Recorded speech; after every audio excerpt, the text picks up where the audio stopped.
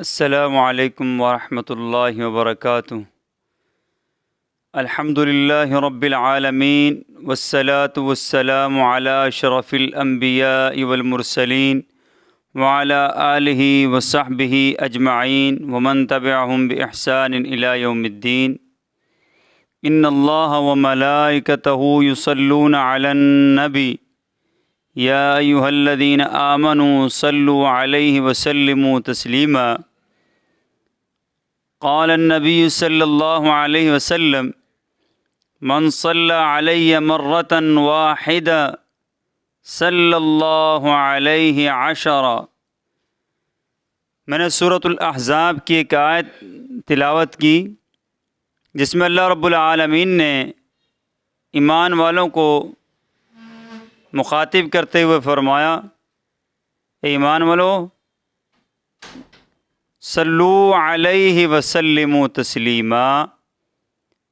میرے حبیب جناب محمد الرسول اللہ صلی اللہ علیہ وعلی آلہ وسلم پر درود پڑھا کرو۔ کائنات کے امام جناب محمد الرسول اللہ صلی اللہ علیہ وسلم فرماتے ہیں، رغم الف رجل ذکرت عندہ فلم یصلی علیہ۔ اس شخص کی ناک خاک آلود ہو گئی، برباد ہو گیا، ہلاک ہو گیا وہ شخص جس کے سامنے میرا نام نامی اسم گرامی محمد صلی اللہ علیہ وسلم لیا جائے، وہ پھر مجھ پر درود نہ پڑے، وہ انسان ہلاک ہو گیا، برباد ہو گیا۔ آج ہم جن مسائل کا شکار ہیں اور جن پریشانیوں سے دوچار ہیں، اگر ہم اپنی زندگیوں میں درود شریف کو پڑھنا معمول بنا لیں، فرمایا اللہ رب العالمین تغفر ذنبک، اور اللہ ہمارے گناہوں کو بھی معاف فرما دے، اور اللہ رب العالمین ہمارے غموں کو دور فرما دے۔ اللہ کے پیغمبر علیہ الصلاۃ والسلام نے فرمایا کل قیامت کا دن میرے قریب سب سے زیادہ وہ شخص ہوگا جو مجھ پر درود پڑھتا ہوگا۔ عزیزان محترم، ذرا سوچئے وہ قیامت کا دن کا منظر کیا ہے کہ جب بھائی بھائی سے جان چھڑائے گا اور شوہر اپنی بیوی سے لا تعلقی کا اظہار کرے گا، جس دن کے بارے میں اللہ قرآن میں فرماتے ہیں، یا ایھا الناس اتقوا ربکم ان زلزلۃ الساعۃ شیء عظیم یوم ترونها تذہل کل مرضعۃ عما ارضعت وتضع كل ذات حمل حملها وترى الناس سكارى وما هم بسكارى ولكن عذاب الله شديد۔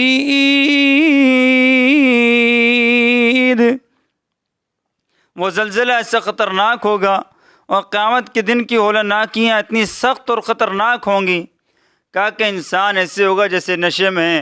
فرمایا یہ نشے میں نہیں بلکہ اللہ کا عذاب، اس کی پکڑ سخت کو دیکھ کر انسان مدہوش ہے، ایسے ایسے نشے کی حالت میں ہے۔ اس دن باپ اپنی اولاد سے جان چھڑائے گا، لیکن کائنات کے امام جناب محمد الرسول اللہ صلی اللہ علیہ وسلم فرماتے ان اولی الناس بی یوم القیامہ، قیامت کے دن اگر کوئی میرے قریب ہوگا، عزیزان محترم، وہ کون شخص ہوگا؟ اکثرہم علیہ الصلاۃ، جو مجھ پر درود پڑھتا ہوگا، جو مجھ پر درود السلام بھیجتا ہوگا۔ اللہ اکبر، اللہ ہم سب کو درود پڑھنے والا بنا دے۔ اس درود کی اہمیت کیا ہے؟ آپ نے نماز شروع کی اللہ اکبر، اس کے بعد آپ نے اللہ کی تمہید بیان کی، سورہ فاتحہ پڑھی، پھر آپ رکوع میں گئے، سجدے میں گئے، پھر آپ تشہد میں بیٹھتے ہیں، پھر آپ آخری تشہد میں بیٹھتے ہیں قاعدے میں۔ فرمایا اس میں درود شریف کو اللہ نے نماز کا حصہ بنا دیا۔ آپ درود کو نکال دیں نماز سے، آپ کی نماز مکمل نہیں ہے۔ خطبہ عیدین ہے، وہاں درود شریف اس خطبے کا حصہ ہے، اگر آپ نکال دیں وہ آپ کا خطبہ عید بھی مکمل نہیں۔ نماز جنازہ ہے، سامنے میت ہے، فرمایا اللہ کی تمہید تصنیف بیان کرنے کے بعد، اللہ کی تعریف بیان کرنے کے بعد جناب محمد الرسول اللہ صلی اللہ علیہ وسلم پر درود بھیجیے، اس کے بعد میت کے لیے دعا کیجیے۔ یہ طریقہ سکھلایا۔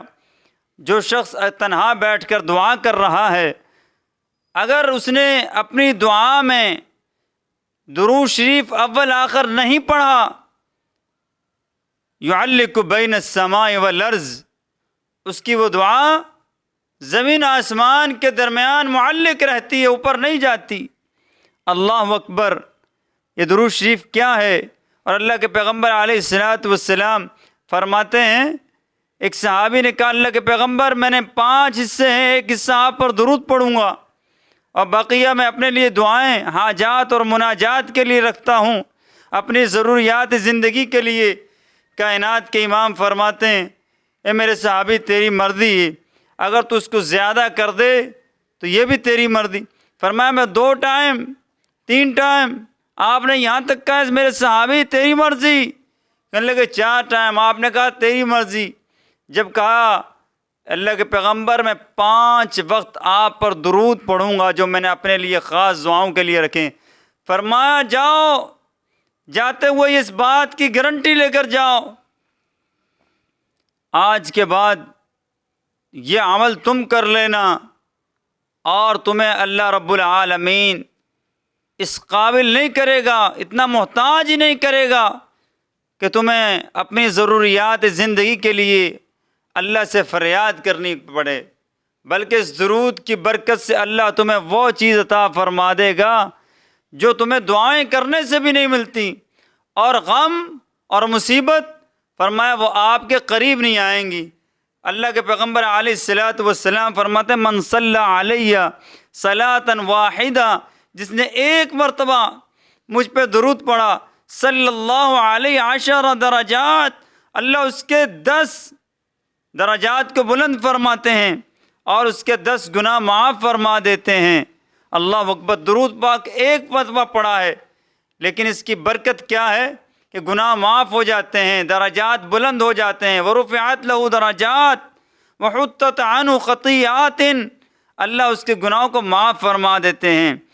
اللہ کے پیغمبر علیہ الصلوۃ والسلام نے ہمیں وہ درود کے الفاظ سکھائے۔ فما کیف الصلاۃ علی النبی کہ اللہم صلی علی محمد وعلی آل محمد کما صلیت علی ابراہیم وعلی آل ابراہیم انک حمید مجید